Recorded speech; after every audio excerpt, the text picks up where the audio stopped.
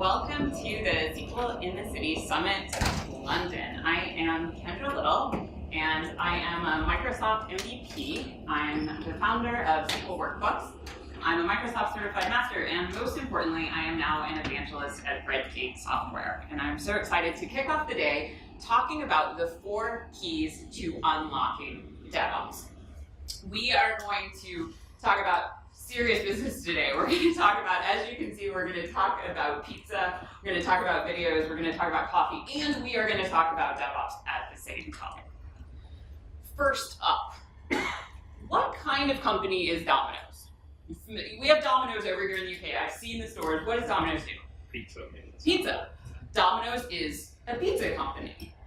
Well, in 2015, Domino's started describing themselves a little differently to the media. They said, we aren't just a pizza company. We aren't just a delivery company. We are a technology company that sells pizza.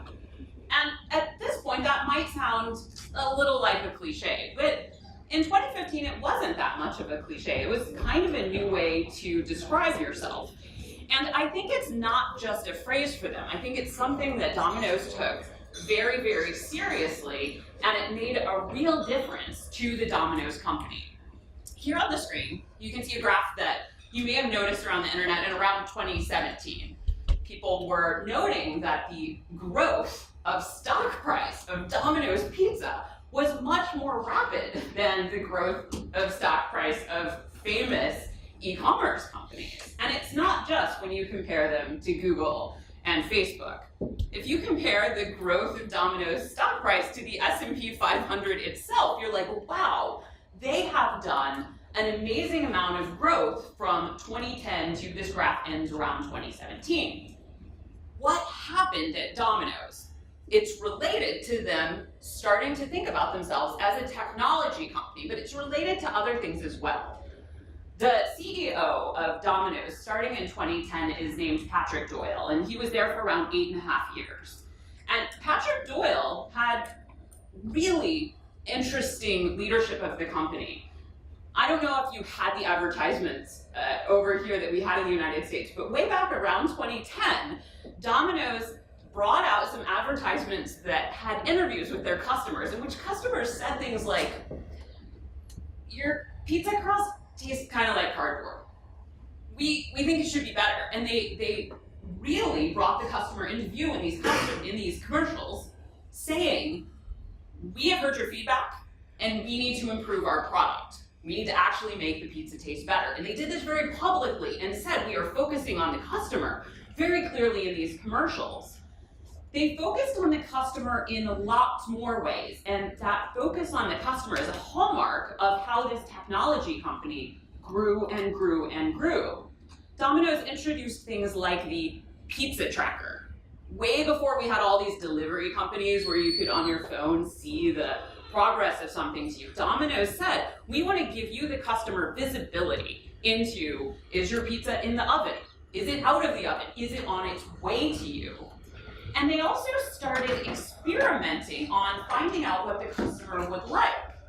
Does the customer want to use apps to order pizza instead of calling in? Yes, they do. Does the customer want to be able to just open the app and have it automatically order a pizza without them even having to click? Yes, they do. Does the customer want to order pizza from Slack, from their PlayStations, from their Ford Fusion car? Yes, they do. They started finding ways to do cheap, small experiments so that teams didn't have to build a big business case and say, hey, let's try letting people order pizza with an emoji. They could do tests on segments of their audience for less than $1,000 and see, do people want to order pizza in creative ways? Do they actually want to be able to talk to the app? Kind of counterintuitive. Instead of calling someone, they can talk into the app. Turns out people like to do this. And by focusing on the customer, experimenting and finding out what do people want to use, what do they respond to, and by showing key metrics, Domino's had that explosive growth. What kind of metrics? We've talked a little bit about the pizza tracker. That gives visibility to the customer about the pizza. They also created visible metrics inside the pizza stores themselves too, so that the people in the pizza stores can see the progress of their shop, what's slowing down progress on the line, and the context of their store with other stores in the region. Kind of like the visibility we give to DevOps teams. They thought about visibility throughout the company as well. And there's even a little thing in their app where, as a customer, if you place an order, you have a list of comments you can choose from to share with the team making your pizza. You can say, "You are my pizza making heroes." And through the magic of the internet, on Reddit, you can learn that, in fact, they do actually see that on their displays at the pizza shop. So Domino's took technology very, very seriously, focused relentlessly on the customer, embraced experimentation and visualization, and their stock grew dramatically. And they have now gone from being a pizza company who people think it tastes like cardboard to being one of the largest food companies in the world, or technology companies, depending on how you want to talk about it. But not every company is such an example of success. A notable company that didn't make such an amazing growth is Blockbuster. And when we think about the company Blockbuster, and we think, just think, why did Blockbuster not succeed in continuing into the modern age of streamed television? We tend to just think that they didn't see the threat that Netflix posed, and that they just were stuck in an old retail model. They lacked the vision, right? They just didn't understand it. Looking back now, and if you read comments from the leaders of Blockbuster as well as other people who were involved, it's very interesting because Blockbuster, at first they didn't see the threat of Netflix. At first, they wrote it off and kind of laughed it off, but then things were changing.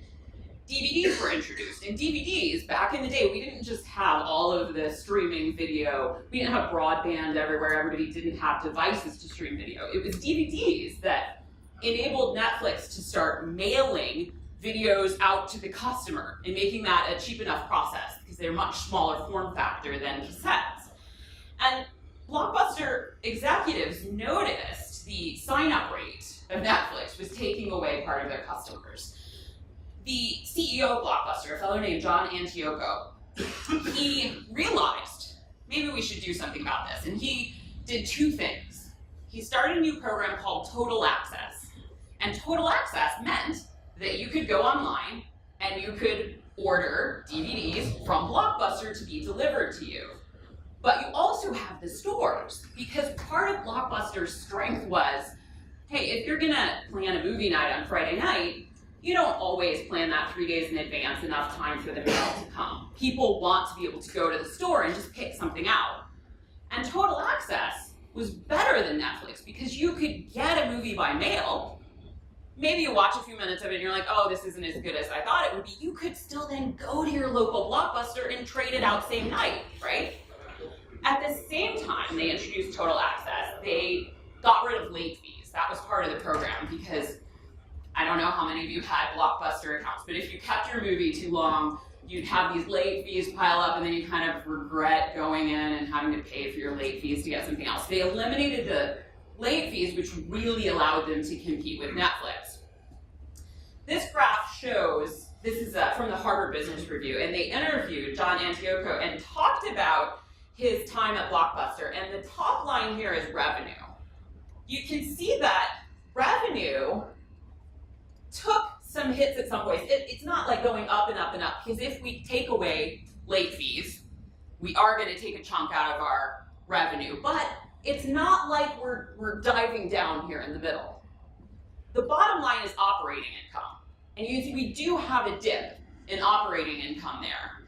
If we are going to hire a big group to develop an online program and allow this Total Access program to happen, we're going to have to spend on that too. So we're eliminating some revenue and we are spending, but it's not dire here, but still, if we keep going, right, it does go downhill. And after John Antioco leaves the company, they go into bankruptcy. There is still a Blockbuster left in the world. It's in Oregon, my home state. So So if you still want to visit like a museum of the past, you can visit one Blockbuster in the world in Oregon. What happened? Why didn't they succeed?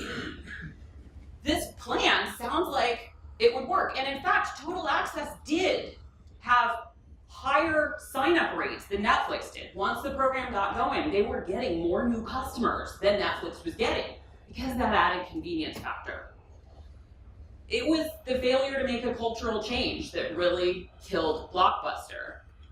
Having one person with vision at the top who can create one segment of the company, that does a lot, but it doesn't convince everyone at the company of the value of that. The Total Access program was really just a bolt-on part of the company where I'm gonna hire a bunch of people in this org, and the people in that org see the value.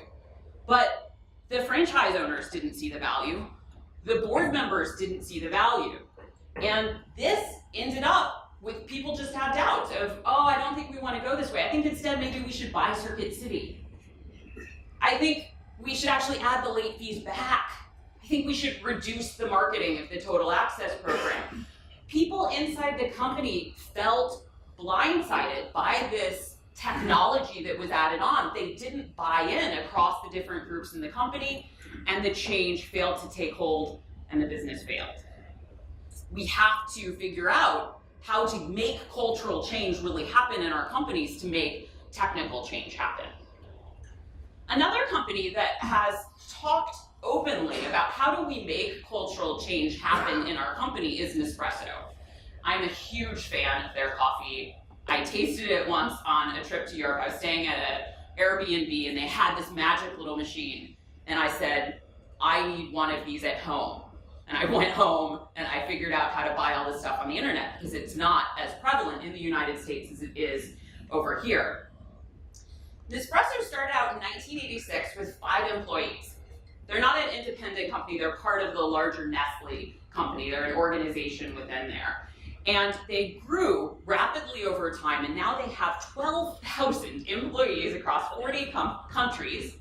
And of those employees, 500 people are in what they call their digital ops group, working on the website, working on their technology, making their apps work. A fellow named Cyril Lamblard his title is the Chief E-commerce or Global E-commerce Officer of Nespresso. He did a great interview with the Forrester podcast where he talked about how they have grown and how they use technology to accelerate their business. And when looking back at his time at Nespresso, he says, the biggest mistake that I actually made when I started out here was I focused too much on what specific technologies should we choose to solve problems. That's an important thing to think about, but as the global head of e-commerce, I needed to be thinking more about the business, and I needed to entrust my team to make some of these specific decisions more, because in terms of bringing this cultural change about, we need our leaders to be really invested in helping everyone focus on the customer, which he sees now as his job. And he talked in this interview about some really interesting problems they faced at Nespresso. Because if you go into a Nespresso store, which they call the boutique experience, if you go into the store, naturally, the employees at that store want you to buy from the store. But sometimes it's just not the right time. You're busy, you're just not sure what you want to pick, so you go online later.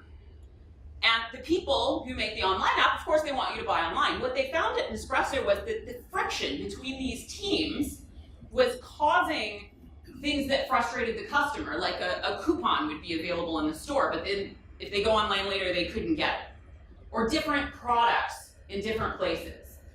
And they said, what we want is the customer experience to be so good and so smooth that they're happy moving between these mediums, and whichever they buy in is great for us.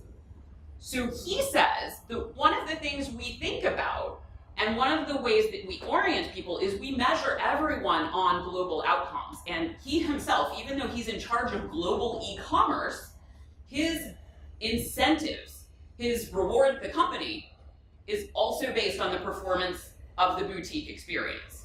Because they wanted to do everything they can to eliminate that friction so that they have a shared goal of reaching the customers. And this is a very interesting thing in terms of bringing people together in a DevOps world.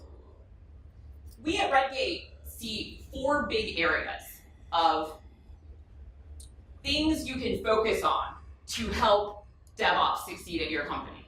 And I'm going to step through these briefly and talk about, in the light of these company examples we've seen, how can these help you?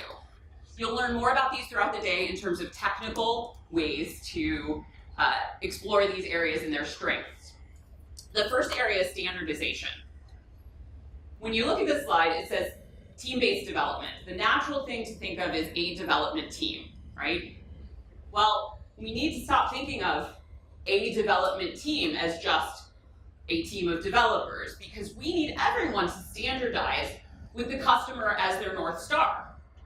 Like Domino's did, we need to listen to what customers say, and we also need to observe what customers do. Because of course, what we think we want isn't always what we end up liking. But we need everyone to be on a team together so that we have insights coming in from our marketing teams, whose job is transforming into really understanding the customer. We need people on the team from our sales team who interact with prospective customers. We need developers and operations people. We need customer people, and we need to break down these silos that traditionally keep people as just working in their little team. We also have a second pillar of DevOps, which is automation. And this noise will stop briefly. This happens occasionally. The second key to DevOps is all about being able to take manual work out. Taking manual work out of our processes allows us to do things like Domino's did in terms of finding ways to do less expensive experimentation and try out things with different segments of our population, because we have a way to deploy changes that doesn't require a lot of manual work, and we can really focus on experimentation and breaking down complex things into simpler tests that are easier to carry out. The third key to unlocking DevOps is monitoring. And monitoring, when we traditionally think of monitoring, we think of, okay, is CPU at 100%? Are my drives full? But monitoring in DevOps, and monitoring is very much a cultural thing in DevOps, as well as something that can help us see if there are problems impacting the customer experience. Monitoring more and more is about bringing visibility into different parts of the company. And folks who study DevOps have found that simply breaking things into small tasks doesn't accelerate productivity. But when you also bring visibility into what is our team's productivity rate, is something hindering our productivity, as well as a third thing, what is the customer experience like? When people see all of those things, when they have visibility into how is the customer interacting with our products, that helps them make business decisions and helps fuel the ideas that go into that experimentation. The fourth key to unlocking DevOps is protecting and preserving data. And this one is more and more critical. I mean, it's always been critical because we've always needed to be able to recover if an accident happens to a data center. And even now, even in the cloud, sometimes those data centers aren't always there. They are not always fully functional and operational. But we also now really have to think about, how are we using the data? And are we using the data in accord not only with the customer's consent? The CEO of Box, which is one of those file sharing technologies, he said a phrase that I really like. He said, we not only have to think about the customer consent, but we also need to think about the customer's intent. So for example, if I share my phone number with a product for third-party verification for secure sign-in, my intent is not that that phone number be used for advertising purposes so that someone can show me an ad because they've matched my phone number, right? My intent matters. And intent matters more and more because of things like data breaches. Because it's very easy for customers to find out these days when you're using their data without honoring their intent, and when you may be using data without their consent. These are the 4 keys that we see to unlocking the power of DevOps. And altogether, thinking through these things can really help you come up with the innovations that can help grow your company's success, as well as make the cultural changes throughout your company that mean that people will see the value in the work. Because when we change our processes, it's very difficult for people to adapt to the new ideas and automatically see the value in it. We have to work at that a little bit. And we have talks today. Simon, actually, who is up next in this room, will be talking more about those cultural changes as well. Throughout the day, please do interact, not just with each other, but please do interact with each other, but also with all of us throughout the day. We get so much value from hearing about your experiences, your questions, and your comments. So please do connect with us, tap those badges, and enjoy the day. Welcome to SQL in the City, London. Thanks.